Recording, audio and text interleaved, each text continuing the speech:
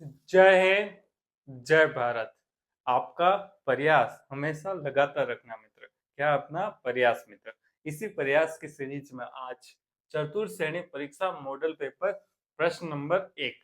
ऐसे प्रश्न मित्र 15 प्रश्न आपके पैटर्न के हिसाब से, उसमें से आज आप अपन 7 करेंगे। 7 में से आपके कितने राइट हो रहे हैं कमेंट करना, और कोई भी डाउट हो तो भी कमेंट करना मित्र। ठीक है, आपको वीडियो कैसी लगी तो भी कमेंट करना। और पहला प्रश्न आपका आगे आंसर कमेंट करें, तो अच्छे अच्छे प्रश्न लाऊंगा मैं और आपकी प्रैक्टिस एक नंबर हो जाएगी। ठीक है मित्रों, और कोई भी डाउट मन में, कोई भी समस्या हो, डाउट हो, कमेंट जरूर करना मित्र। ठीक है, अब प्रश्न क्या कहता है पहला देख लेते हैं। 24, 36, 40 का महत्तम समावर्तक क्या होता है? महत्तम समावर्तक होता है HCF। क्या होता है मित्र? HCF होता है। क्या है, किसका निकालना है मित्र? 24, 36 और 40। ठीक है मित्र, क्या निकालना है? HCF निकालना है मित्र। ठीक है, निकालने के बाद मित्र ध्यान रखना है, क्या ध्यान रखना है, ये कैसे करना है? सो ट्रिक से करना है। जब भी आ जाए, क्या आ जाए, क्या निकालना हूं? HCF, महस या फिर महत्तम समावर्तक, जो भी आ जाए तीनों में से सो ट्रिक से करना है। हमेशा कैसे होंगे? हमेशा दो संख्या लेनी। ठीक है, और कौन सी विधि से करेंगे? सो ट्रिक में भाग भाग विधि से अपन करेंगे। ठीक है, कैसे करेंगे देखो, अभी हो जाएगा। 24 का भाग छोटे को लिखना है बाहर, बड़े की संख्या को लिखना है अंदर। 24 का भाग एक बार 24, 36 में 24 जाते हैं 12। ठीक है, अब क्या करना है, ये संख्या यहाँ लिखनी जब तक शेषफल 0 नहीं आता। कैसे? 24 यहाँ लिखो, 12 का बारह 2 बार, यहाँ कितना है 24 है, और 0 0। ठीक है, ये क्या होता है? शेषफल होता है। ठीक है, शेषफल। ठीक है, शेषफल होता है। ठीक है, ये क्या होता है? भाजक, भागफल और भाज्य। ठीक है, भाजक का मतलब भाग देने वाला। ठीक है, ये दोनों। ठीक है, भागफल होता है। शेषफल ध्यान रखना हमें, क्या 0 0 आना चाहिए। ठीक है, 0 0 आना चाहिए। ठीक है, अब क्या होगा? 24 और 36 का HCF कितना है मित्र? 12 आएगा। कितना आएगा मित्र? 12। अगर ये दोनों का पूछता तो 12 हो जाता। अब अपन को निकालना है किसका? इन दोनों का HCF 12 आया, तो अपन को निकालना है 12 और 40 का। कैसे निकालेंगे? 12 छोटी संख्या बाहर, बड़ी संख्या अंदर। ठीक है, 12 और 40। 12 तिया 36, 36 यहाँ रख दिया, 40 और 36 गए तो 4। ठीक है, 4 से इस पर आ गया, अभी तक पूरा पक गया नहीं है, तो 12 का लिखेंगे, यहाँ लिखेंगे। ठीक है, यहाँ लिख दिया, 4 तिया 12। ठीक है, और 0 0। ठीक है, शेषफल कितना आ गया? 0 0। तो 12 और 40 का HCF कितना आया? 4 आया। कितना आया मित्र? 4 आया। ठीक है, तो इसका HCF कितना आ गया?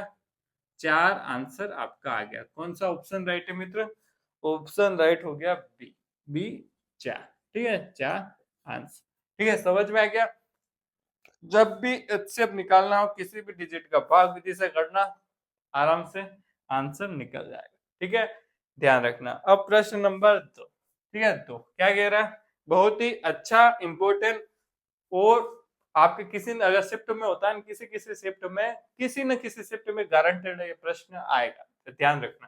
ठीक है, ये प्रश्न आएगा। क्या प्रश्न? पढ़ते और करते। सबसे पहले क्या प्रश्न, देखो मैं पढ़ता हूँ और आपको बताता हूँ, मिटा दूं। ठीक है, आप बताएं आपकी तैयारी कैसे चल रही है मित्र, और तैयारी में क्या आपको चाहिए। अगर इसकी PDF चाहिए तो कमेंट करना, मैं PDF का लिंक आपके दे दूंगा। ठीक है मित्र, PDF चाहिए तो, ठीक है, PDF का लिंक आपके आ जाएगा। अगर चाहिए तो ठीक है, आप डाउनलोड कर देना। इस पूरे पेपर 15 क्वेश्चन का पेपर का लिंक आपके कहा जाएगा, लिंक मैं डाल दूंगा का कमेंट में, अगर आपको चाहिए तो। ठीक है, क्या कह रहा है? प्रथम 5 अभाज्य संख्या का औसत क्या है? प्रथम 5 अभाज्य संख्या। आओ आपके सामने एक समस्या गंभीर आ गई, गंभीर अभाज्य संख्या में। ये एक ऐसा कॉन्सेप्ट है मित्र, एक बार आपने कर लिया। कितनी बार? एक बार आपने अभाज्य संख्या याद कर ली, 1 से लेके 100 तक। ठीक है, 100 तक तो याद करनी पड़ेगी मित्र। आप किसकी तैयारी कर रहे हो? कंपटीशन एग्जाम की तैयारी कर रहे हो, तो 100 तक याद कर लेना मित्र। ठीक है, याद करनी बहुत जरूरी है। इसलिए अभाज्य संख्या होती क्या है? वे संख्या जो खुद का भाग खुद में जाए। जैसे देखो, पहले लिख देता हूं 2 3 5 7 9। ठीक है, अब फ्लो में 9 भी आ जाता है मित्र, पर 9 नहीं है, क्योंकि 3 का भाग 9 में जाता है, इसलिए नहीं है। हमेशा ध्यान रखना। ठीक है, 9 नहीं है। फिर क्या है? 11 13। ठीक है, 17 19, फिर 23, फिर 29। ठीक है, सोहन सो तक आप याद कर लेना। अब क्या कह रहा, पांच संख्याओं, प्रथम पांच अभाज्य संख्याओं का औसत। पांच संख्या कौन सी की, 2 + 3 + 5 + 7 + 11।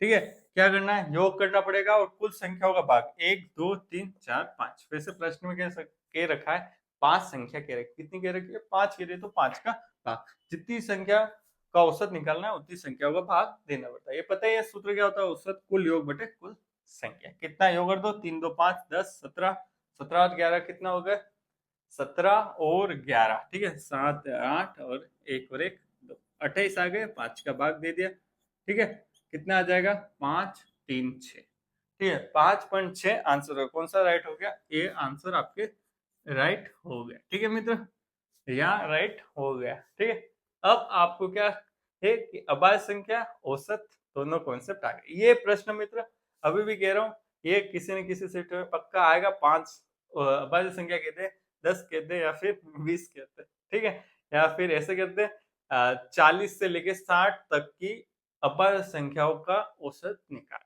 40 से 60। ठीक है, ध्यान रखना, क्या कहा, 1 से 100 तक याद करना। अब कौन सा प्रश्न है, तीसरा। तीसरा, ठीक है, कैसे लग रहा है प्रश्न, कमेंट करना। ठीक है, कमेंट करना और बताना 7 में से आपके कितने राइट। आज 7, अगले 7 अगले बार। ठीक है मित्र, अगले वीडियो। ठीक है, ठीक है, और क्या कह सकते हैं आपको, आप बता कैसे क्या चल रहा है। ठीक है, तैयारी अच्छी करना मित्र, फाड़ देना पेपर को। मैथ्स ऐसी है, जितनी ज्यादा प्रैक्टिस करोगे उतना ज्यादा आपका हाथ खुलेगा, मतलब एक्यूरेसी 100% की ओर चलेगी। अब क्या कह रहा है, क्वेश्चन 3 क्या कह रहा है, 5,000 खरीदे स्कूटर पर 1,000 मरम्मत कर।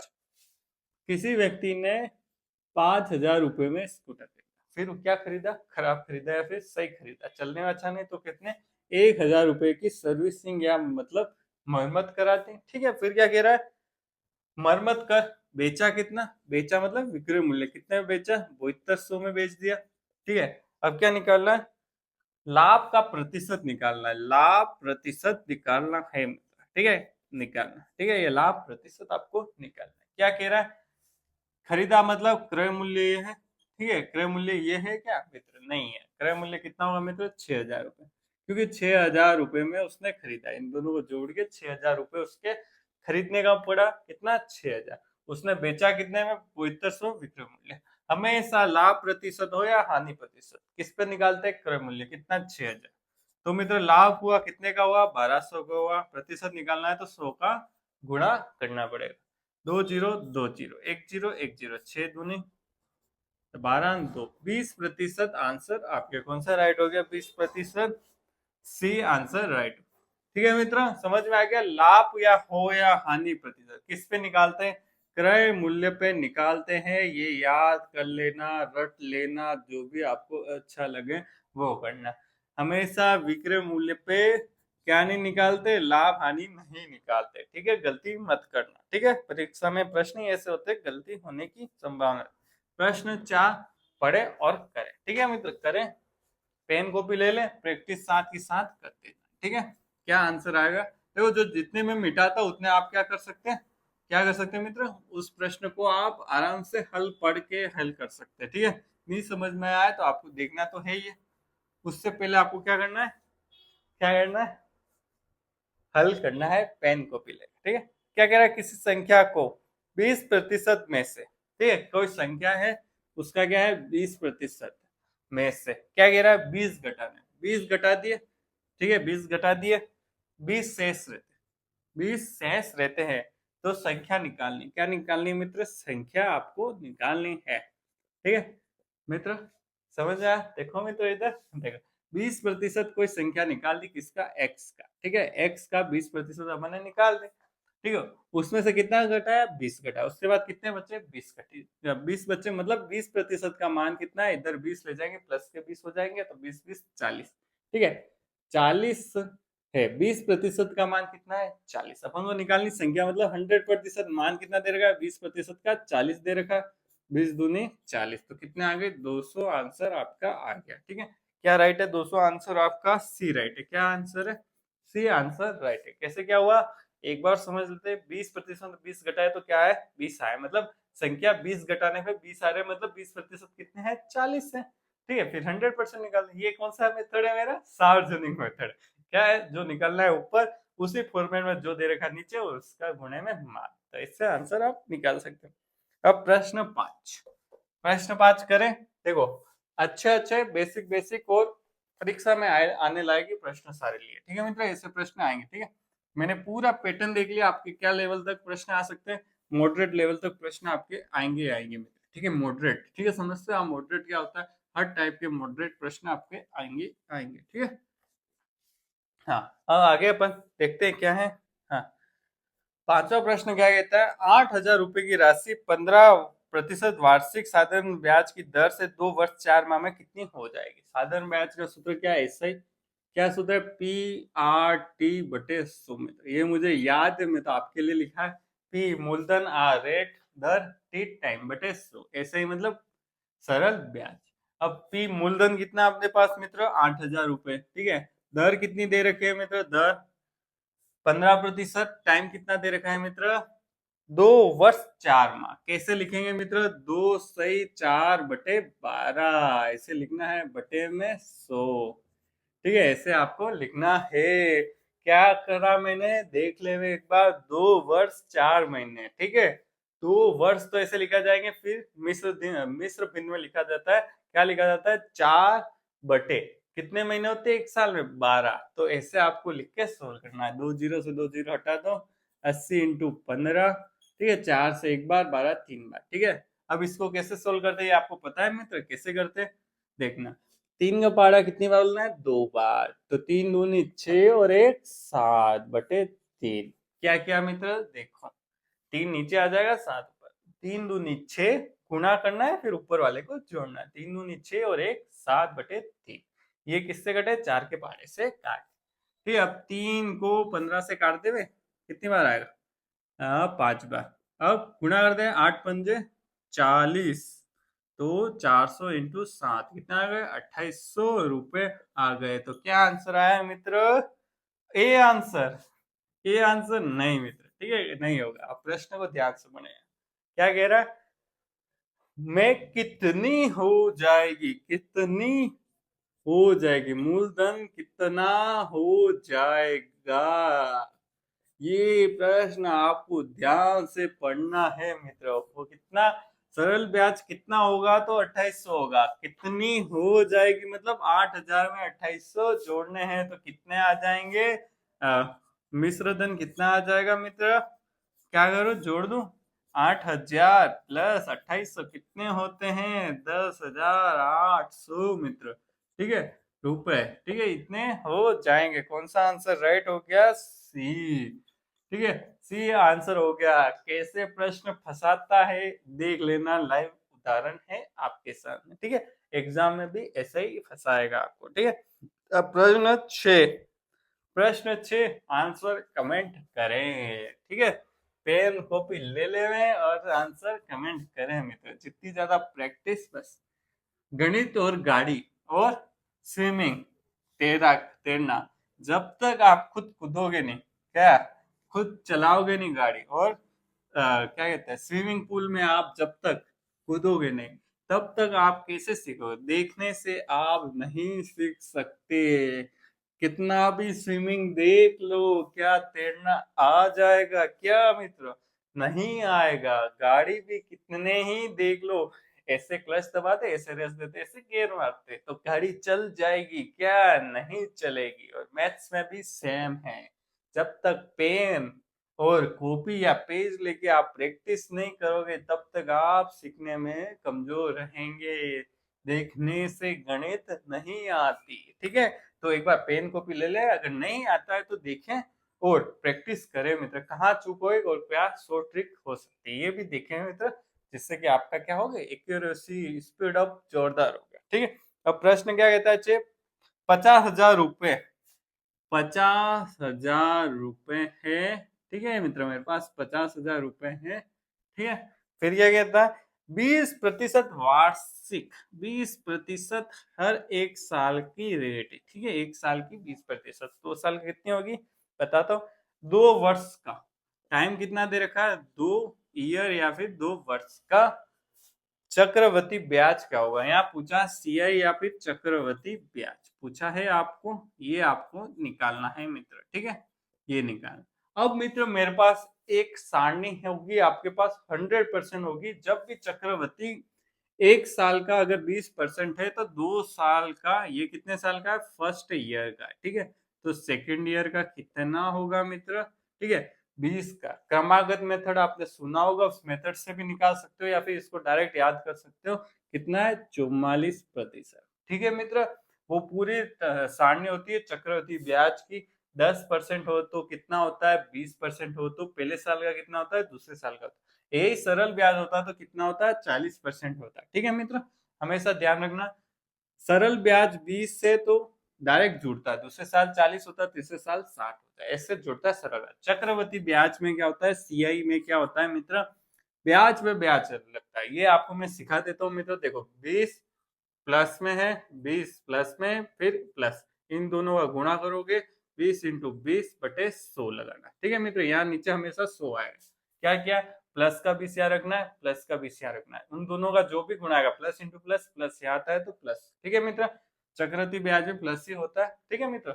अब एक जीरो से एक जीरो काट दिया, 20 और 20 40 और 2 दूनी 4, कितना आ गया? 44% आपके ब्याज आ गया 2 साल।